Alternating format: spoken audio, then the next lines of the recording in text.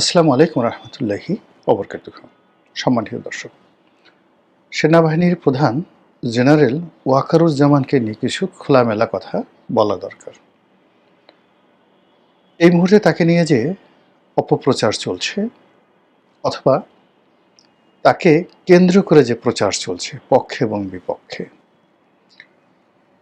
এটা আমাদের দেশের জন্য কতটা কল্যাণকর এবং তার জন্য কতটা ঝুঁকি, অর্থাৎ জেনারেল ওয়াকারের জন্য কতটা ঝুঁকি, তিনি আসলে কি করছেন, কি চিন্তা করছেন, তার শক্তি কতটুকু, সামর্থ্য কতটুকু এবং এই মুহূর্তে তার পক্ষে কতটুকু করা সম্ভব, এই বিষয়গুলো নিয়ে মোটামুটি খোলামেলা আলোচনা করব।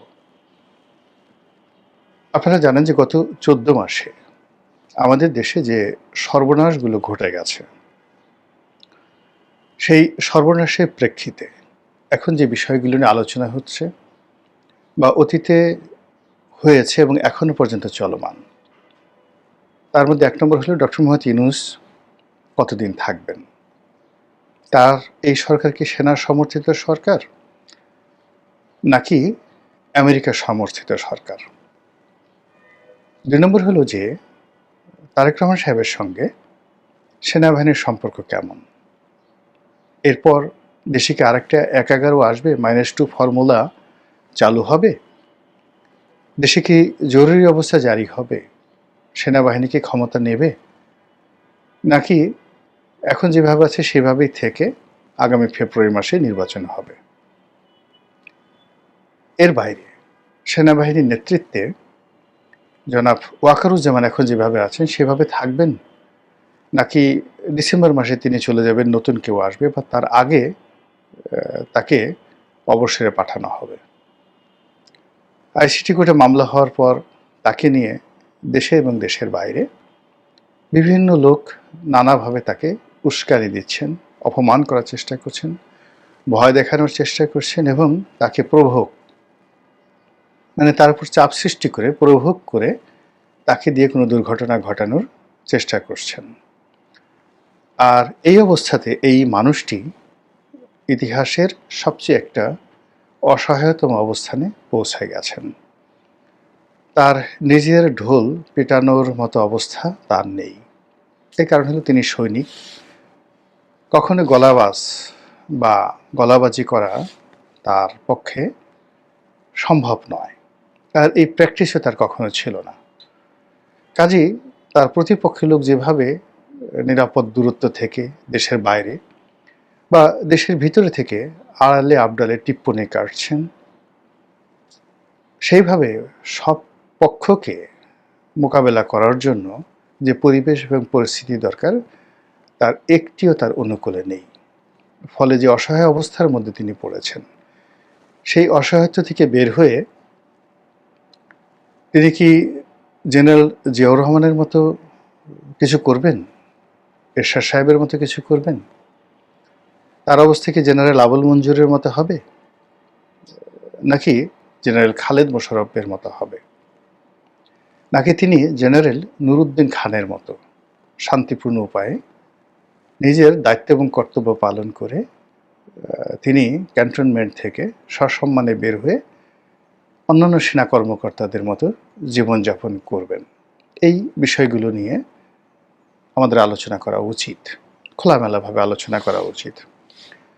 তার আগে আমাদের বুঝতে হবে যে তিনি আমাদের জন্য আসলে কি করেছেন। জেনারেল নুরউদ্দিন খান যেটি করেছিলেন তখনকার প্রেক্ষাপট আর জেনারেল ওয়াকারুজ্জামান যেটা করেছেন তখনকার প্রেক্ষাপটে দুটোর সঙ্গে যদি তুলনা করেন, ওয়াকারুজ্জামানের জন্য ঝুঁকি ছিল 99.99%, আর জেনারেল এরশাদের জন্য মানে ওই সময়টিতে যে পরিস্থিতি তৈরি হয়েছিল সেখানে জেনারেল নুরউদ্দিন খানের ঝুঁকি ছিল 1%, অনলি 1%। তো সেই ওয়াকারুজ্জামানকে আমরা এখন ট্যাগ দিচ্ছি ভারতের এজেন্ট, শেখ হাসিনার এজেন্ট। এটা আমাদের নিজেদের প্রতি আমরা জুলুম করছি। This is one. Second thing হলো, সেনাবাহিনীর মধ্যে আওয়ামীপন্থী বিশাল একটি গোষ্ঠী ছিল এবং এখনো আছে। তার সঙ্গে সঙ্গে জামাতপন্থী আছে, বিএনপি পন্থী আছে। এবং হিজবুত তাহরির যে সমর্থক তারা আছে।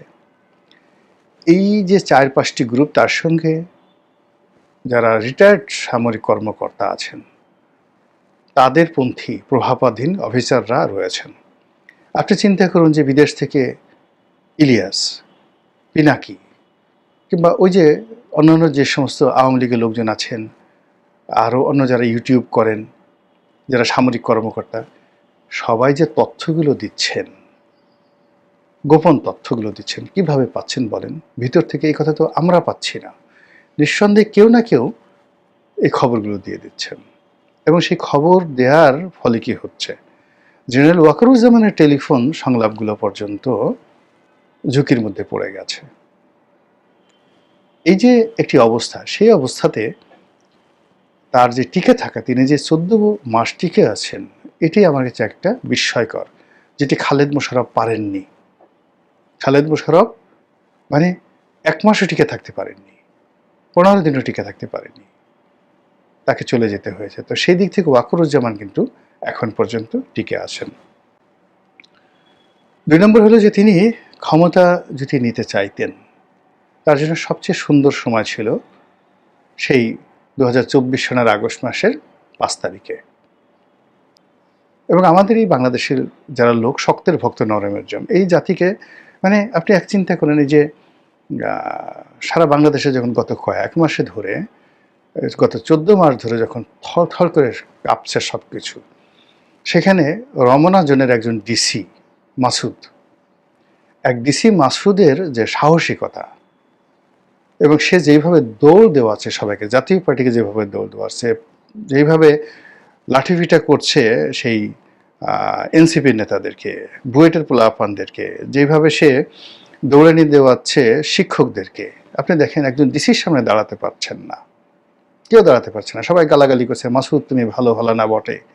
তো এই হলো লাঠির জোর। তো একজন পুলিশের রমনা জোনের ডিসি, সে শুধু সাহস দেখাচ্ছেন, আর সবাই কিভাবে পালাবে সেই পালানোর জন্য রীতিমতো পাগলামো করছে। তো সেখানে একজন সেনাবাহিনীর প্রধান যদি সাহস দেখান, বিশ্বাস করেন কাপড় চোপড়ে একজনও থাকবে না। কিন্তু মূল ব্যাপার হলো ওনার যে অবস্থা সেটা পারমিট করে না, সেটা হবে না। হয়তো ওনার পেছনে কেউ আছে, সামনে কেউ আছে, বা ক্যাপ্টেন র্যাঙ্কে কেউ আছে, মেজর র্যাঙ্কে কেউ আছে, হয়তো এরকম সাহসী কী হবে আমরা জানি না। কিন্তু ওনার প্রতি আমরা যে আরোপগুলো করছি, দোষারোপগুলো করছি, আলটিমেটলি এটা ওনার জন্য প্রযোজ্য হচ্ছে না। মূল ব্যাপার হলো উনি সবার সঙ্গে সম্পর্ক রক্ষার চেষ্টা করছেন, কাউকে ক্ষতি করতে চাচ্ছেন না, উনি নিরাপদ এখান থেকে চলে যেতে চাচ্ছেন। আমার অ্যানালাইসিস আসলে এটা মনে হচ্ছে। কিন্তু এগুলো করে কি তার শেষ রক্ষা হবে, এই ব্যাপারে আমি কিছুই বললাম না, শুধু পুরো বিষয়টি আসমানের মালিক আল্লাহর উপর ছেড়ে দিলাম।